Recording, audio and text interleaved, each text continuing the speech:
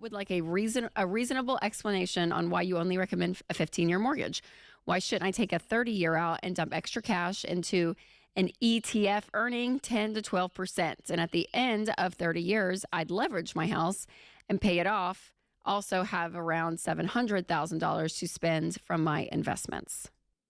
Okay, so for those of you who are not familiar with what an ETF is, the ETF is an exchange traded fund. So essentially, instead of investing in individual companies, say Facebook, Home Depot, I don't know, Dunkin' Donuts or whatever, you invest in a fund that's a collection of a lot of different companies.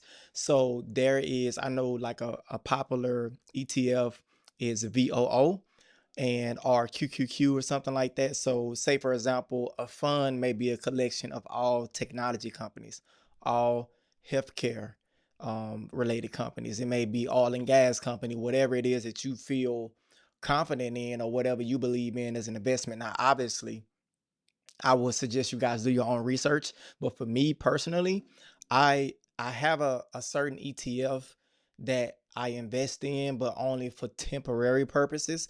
But I invest in individual companies, primarily blue chip companies, legacy type companies, technology, and I go with the stock price seem to be a bit higher, so it can be anywhere from 200 to four or five, 600, maybe $700 a share. But you can go back to where you can actually see what the rate of return has been in the last like day, 5 days, 1 month, 6 months, the past year, and even like the past 5 years. You can see what the rate of return is for their particular stock. So what this caller is talking about is he's comparing the differences between a 15-year and a 30-year mortgage. I'm going to play it. We're going to hear what they have to say here. But then I also have a calendar breakdown, and then I give you my opinion on what I think is best. But let's see what they got to say first. Mason, you're smarter than us. You got us. You got us on this Just one. a little Man, I bit. hadn't thought of that Yeah, way before. to go, man. Wow. We'll just change our whole They policy. kind of being No, facetious. so Mason, the biggest goal when it comes to your money, not the biggest, one of them starting out is to become debt free as soon as possible. And so 100%. for a lot of people, I'm gonna stop it right there. 100%. Uh, I agree with this 1,000%, and this is something that I spoke about in like a lot of my previous videos. Obviously, the link to this original video will be down in the description. And shout out to Dave Ramsey and his entire team. I use Dave Ramsey. If you're not familiar with who he is, he has been credited with the term snowball method in terms of paying off debt and stuff. So I don't follow like a lot of their investment by advice per se, but I do follow the debt free 100%. Right. So I agree with this. this journey of even paying their house off, which is obviously the largest asset most people have, it's going to take around 9 years. And so there is a psychological change that occurs Now I got a caveat with what she just said, but go ahead. when you know, here is my payment. And even though my intentions are good on a 30-year to either pay it like it's a 15, put what would have been on the mortgage, but now I can Yeah. invest that money instead. All of those are good intentions. And what we see over and over again is that human But before she even said, and I haven't watched this video, I am reacting to this for the first time. But before she even said, I already know. So typically, when people go and get a 30-year mortgage versus a 15, the mortgage payment is going to be lower per month on the 30-year mortgage, right? So in essence, the thought process is, okay, I can do a 15-year mortgage and pay, I don't know, $1,800, or I can get a 30-year mortgage and pay $1,000. Well, why not just do the $1,000 because they free up, an extra 800 per month, and then I can use that to pay down the 30-year mortgage ahead of time. That's not what happens.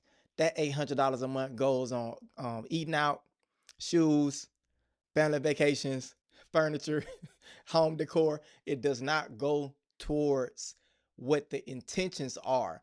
And because okay, so psychologically you think that you have an extra $800, but in all actuality, it's not, because you're going to end up paying more in the long run on a 30-year mortgage.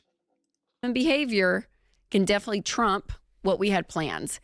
And things come up, life happens. And if you think over, 10, 15, 20 years, 30 years, there's a lot of life to happen. So the probability that you would actually do this, right, and do it every single month consistently is probably pretty low, considering we're talking about 30 years.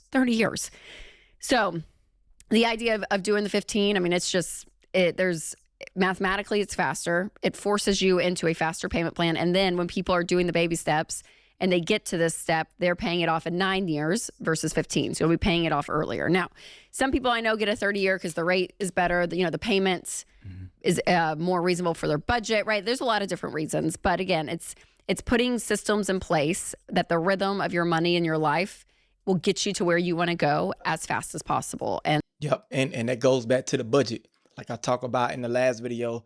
And if you haven't checked that out yet, I put the link to that video on where we breaking down the actual lessons that you can learn from the richest man in Babylon, and how, using a budget, and for example, living below your means, saving a portion of your money, right? And having those things like work for you, paying yourself first. Check out that video. It's going to be up top right here. But what she's saying is 100% accurate. Like when you have no boundaries on your money, right? And we got to get out of this mindset and looking at it as like we're restricting ourselves. No, what we're actually doing is we're putting things in place. We're putting guardrails in place to can get us to our goals faster. The goal is for us to be free. Obviously, we want to have a place to stay, right? That we own. We want to, own our own cars, have nice cars, be able to take vacations, be able to get some of the things we want in life, and just live a better quality of life. Well, that takes some type of sacrifice. And what we get in trouble at is when we want to go sort of, supersede the process and try to skip steps. And that's where I made mistakes before in the past, to where I jumped, 3-4 steps ahead when going out and increasing my expenses before saving, before putting up an emergency fund, before even having a plan for my money. This is what she's speaking to right here. And that's the 15 over the 30. And what's wild about mortgages too is, even an extra payment, one extra payment on a 30-year mortgage on a $500,000 house at like a 4% interest rate, you pay it off 4 years faster. It's crazy. And you save, it was like, I think close to maybe $60,000 in interest. One extra payment a year. That's on a 30. So if you imagine a 15 and doing that an extra year, or doing 4 extra payments a year, right? Like you can just see the math. It's just, and when you're talking about a house and you're talking about a mortgage and interest and time, it's just big. So when you can like condense it and do it as fast as possible, you're going to be better off. Well, 100%. And I'm going to back her up because I have props today, right? Let me get myself together because I got to straighten up because we're talking about money. All right. Look, I got it right here. I'm going to pause you guys for a second. Not you, but I'm talking about the video. And I have a breakdown right here. So I'm going to pull my second screen back up, right? Now, check this out. I want to, let me see. I'm going to blow this up just a little bit. That way you can, okay, so can you see that? All right, perfect. All right, now, so I mentioned in one of my last videos and in my blog for last week that right now I'm looking for a home. I want to stay somewhere between 475 to 550 would be the sweet spot. That is about a little bit over half of what I've actually been approved for. So here's my game plan.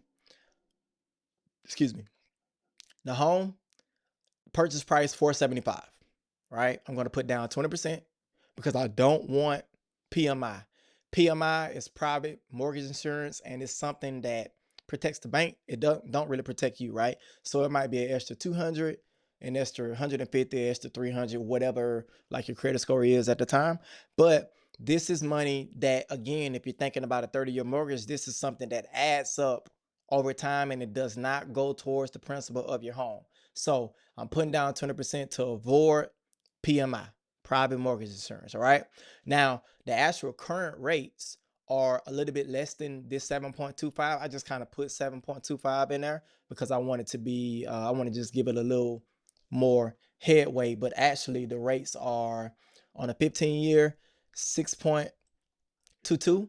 And then on a, on a 30-year, is 6.95 is the national average. So I'm close, but I just want to go a little bit above because I still want to illustrate you what my plan is and why I believe a 15-year mortgage is better than a 30-year mortgage. So we got the same interest rate on both right here, right? Now check this out. And this is on nerdwallet.com. 15-year loan summary, 30-year loan summary. Now my mortgage payment on the 15 year is going to be 3,400. 30-year, 2,500. Now, check this out.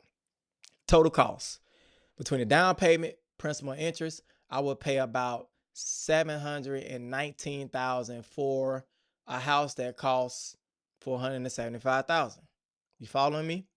On the 30-year, for the same house, same interest rate, I would pay $1,028,217. So automatically, just on the face between the two, we see 719, 1 million, right? Now, here's where it gets good. I'm gonna go down here. Check this out. Same down payment, same principal amount. Look how much we're paying in interest between the 15 year and the 30 year. Look at that. I'm gonna just let that sink in for a second. 244,000, assuming I take it all the way to the end of the 15 year, and 500,000, assuming I take it all the way to the 30 year. Now, here's what's cool. I pulled up another calculator, and this is on bankrate.com, right? Now, check this out. Matter of fact, let me be fair because I want to put the same number in. I don't want to fudge the numbers, right? All right, same amount. 475,000 purchase price. I'm gonna pull it up a little bit. 95,000 down. 15-year mortgage. Same interest rate, 7.25, guys. Zip code, that kind of determines like the property tax and stuff like that. And you put your credit score in, property tax per month. This is like you're putting $300 to the side in this example to pay the property taxes at the end of the year, essentially, right? Now, check this out. I'm gonna update this. All right.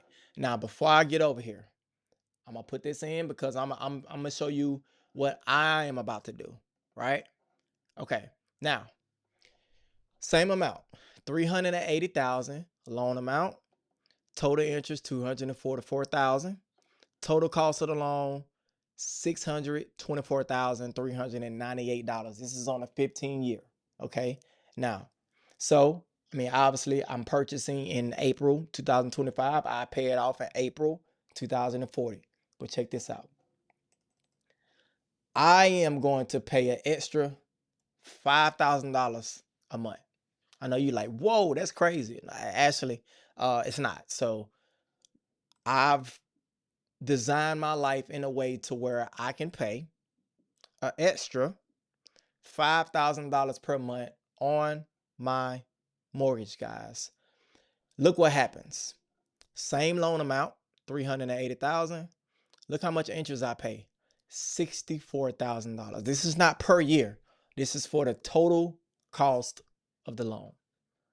So I end up paying $444,000 total cost of loan, right? Because I put down the 95,000.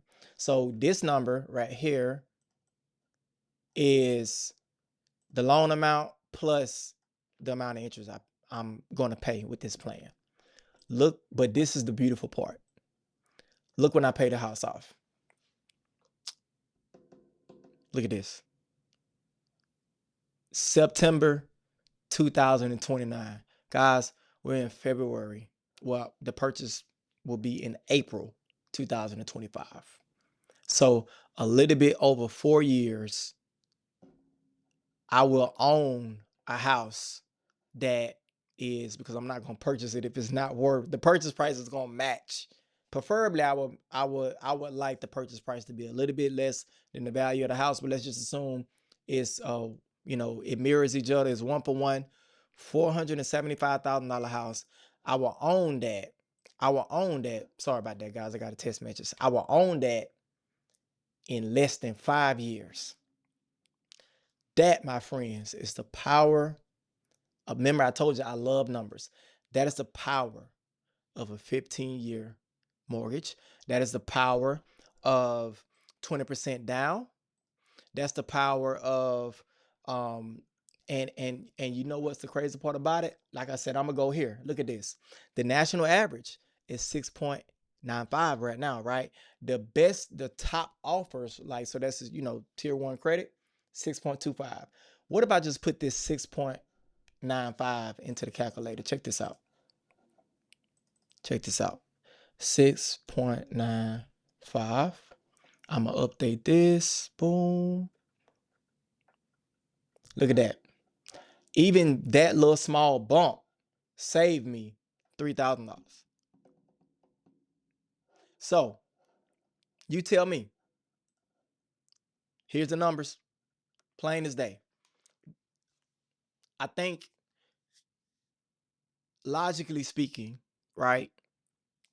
I know me, I come up on 30-year mortgages using certain programs, maybe FHA, or maybe like if people in the military or something, maybe they get a VA loan, which is a bit different because you can actually get those loans for no money down. But then it makes your mortgage payment so much higher because you're not putting anything down, right? So I wanted to change my mindset from finding out what programs that can help me with down payment assistance versus saying, hey, you know what? I want to come in this thing with a conventional loan, 20% down, 15-year mortgage, extra payment per month. Even if I got to get a second job and dedicate that second job strictly to paying the extra payment per month, my goal is to become debt free, own my cars, own my house, build up my businesses, continue to level up in my career, finish my bachelor's degree, and continue to just step it up year by year by year by year. And I'm here for it.